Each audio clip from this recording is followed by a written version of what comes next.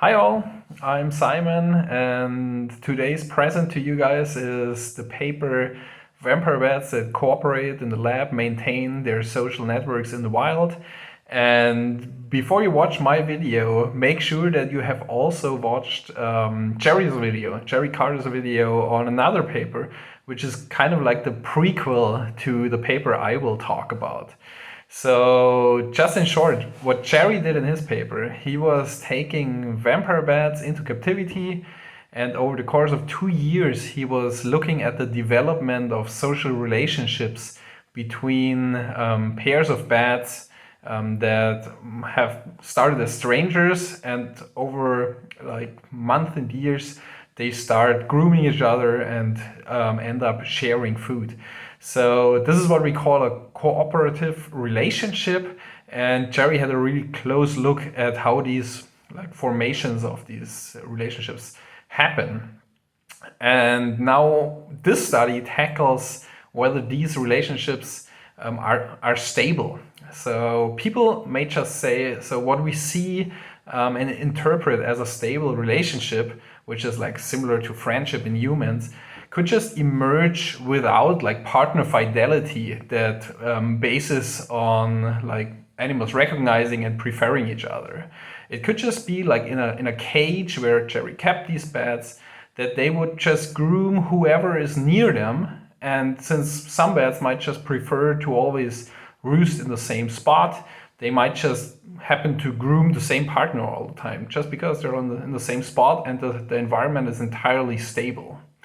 Or, for example, there is like a constant market of partners. So it's a fixed group, let's say 20 bats in the same cage. There is no input, no bats leave. So it's always the same group you can choose from. And this is why you just end up with the same partner all the time. It's not that you would actually prefer this very individual over others.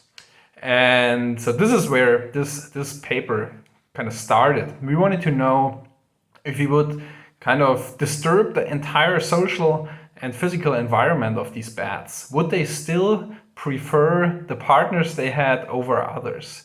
And to do so, we needed new tracking solutions to look at what the bats do in the wild.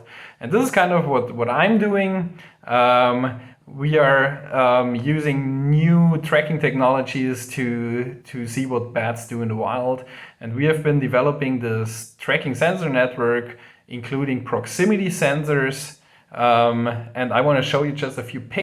So here on these pictures, you can hopefully see a proximity sensor. This is like a development from my last postdoc together with a whole bunch of computer scientists and engineers. This is how the tagged bats look right before they go back into the tree. This is where they originated from. So Jerry caught them here 2 years before we released them back. We also tagged a control group. So bats from captivity were tagged and also wild bats. And this is just an awesome picture by Brock Fenton and Sherry Fenton. And then here the bats tagged, went back. And then the proximity sensors, they started to communicate with each other. So every couple of seconds, the proximity sensors would sense which tagged bat is near which other tagged bat. So all possible pairs of tagged bats communicated, and then we would get these really highly resolved social networks. And basically the question was, these bats that cooperated in the lab, like they groomed and they shared food, would they associate closely in the wild? And guess what? This is exactly what happens. We released them back in the wild, and we saw that close association partners from captivity, food sharing partners, grooming partners, they would also maintain their relationships in the wild by associating for the next like 8 days or so. But this is only part of the story.